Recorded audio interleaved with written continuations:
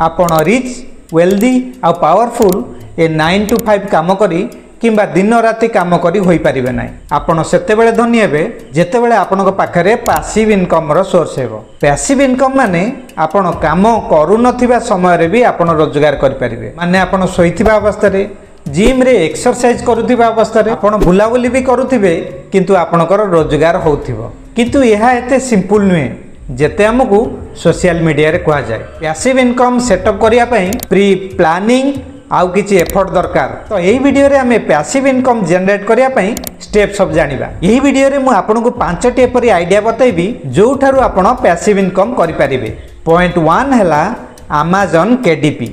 Amazon KDP publish one earn forever. Imagine कले गोटे बही आपण थरे पब्लिश कले आउ सेथिरु आपण मासकु 30-40 हजार टका कमाइबे। यह आपणकर विश्वास न होई पारे किंतु यह सत। ये Amazon KDP कोन आस जानिबा।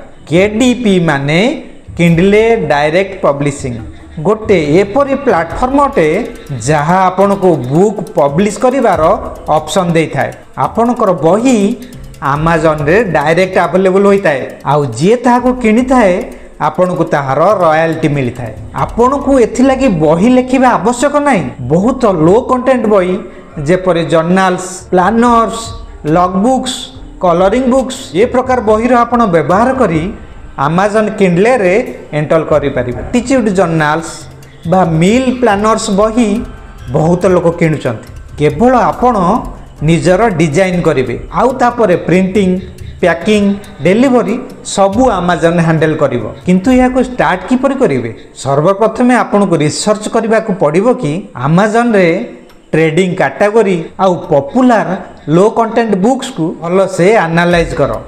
तापरे आपण आपणकर डिजाइन बनातु ताहा आपण कानभा रे करि परिबे। लास्ट रे आपण ताहाको पब्लिश करिवे Amazon KDP रे। सेथि लागि आपण को एठी अकाउंट बनाए को पड़िबो जहां पूरा फ्री अटे। तापरे आपण को बही एठी पब्लिश करिवे आउ टाइटल डिस्क्रिप्शन मध्य देबे। काहे ना ए टाइटल डिस्क्रिप्शन देले आपणकर बही हायर रैंक रे आसीबो।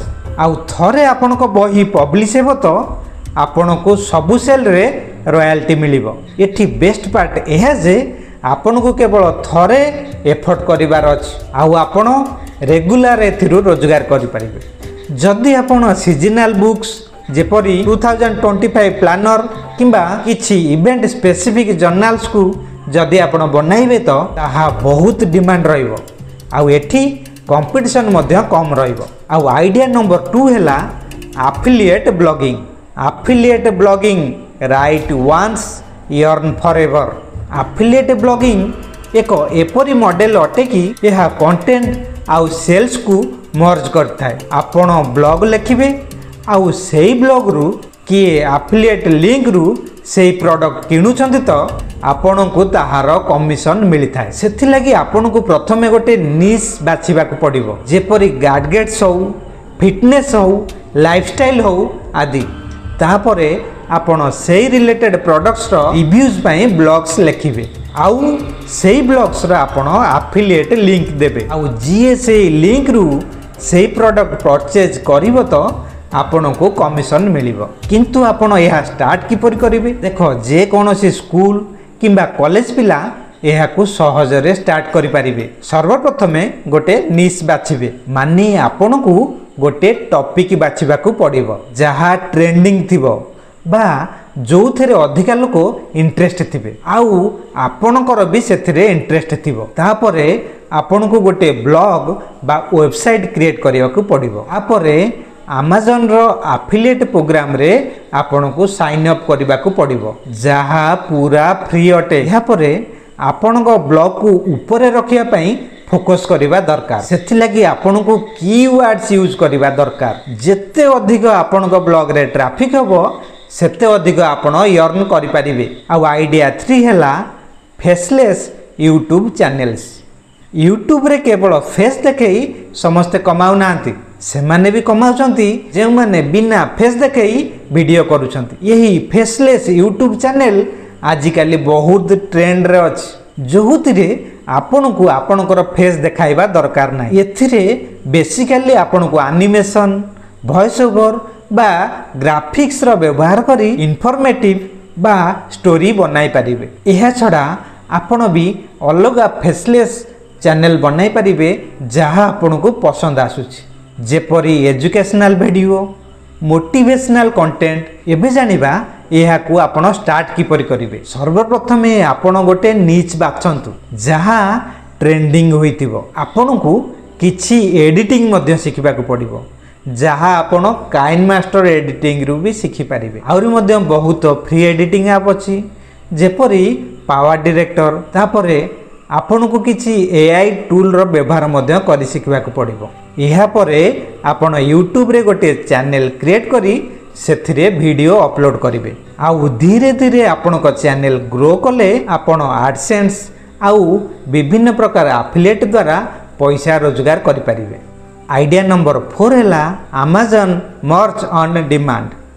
जो माने क्रिएटिव थिबे बा भलो डिजाइन करुथिबे पई यह बहुत भलो अटे। Amazon मर्च ऑन डिमांड एक एपरी प्लेटफॉर्म अटे जोठी आपणकर डिजाइन अपलोड करिवे आउ तापरे Amazon से डिजाइन को टी शर्ट किंबा मग रे प्रिंट करी बिकी थाए। आउ जेबे आपणकर प्रिंट थिबा प्रोडक्ट बिक्री होई थाए तो आपण को एक फिक्स अमाउंट रॉयल्टी मिली थाए। एठी आपण भाबु थाई पारंती ये डिजाइन बनाइबा तो मुश्किल अटे।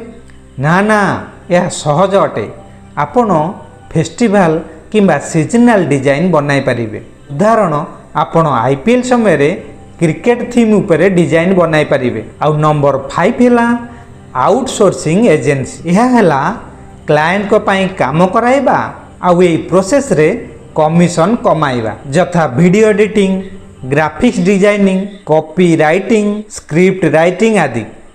एठी आपन को ए सब शिखिबा को पड़िबो नै। आपण कोन करिवे क्लाइंट को ठारू काम आनिबे आउ जो माने एक्सपर्ट एथरे थिबे ताको द्वारा काम कराइबे।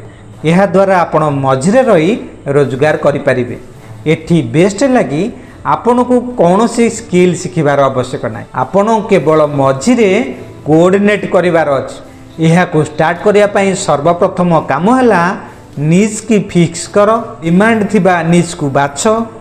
केवल आपण किछि बेसिक नॉलेज रा आवश्यक एथि लागि। तापरे आपण को फ्रीलांसर्स गोटे नेटवर्क बिल्ड करिवा को पड़िबो जेपरी फाइवर हो लिंक्ड हो अपवर्क हो आदि। एठी आपण को बहुत स्किल्ड फ्रीलांसर मिली जिवे। ताको सहित आपण कांटेक्ट होई जाओ ताको क्लियर भाव रे कुह मु क्लाइंट को ठारू काम आनिबी आउ तुमको देबी आउ सेथिरे मु भी मध्य किछि कमिशन पाइबी। आउ क्लाइंट खोजिबा पई आपण लिंक्ड इन आउटरीच रो व्यवहार करि पारिबे।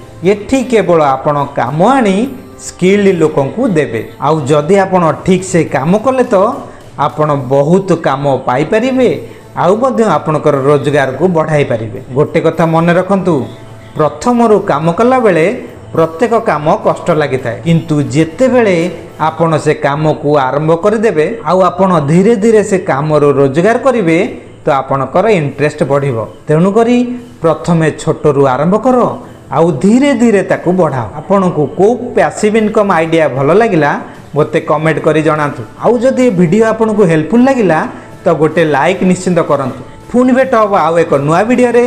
Keep learning.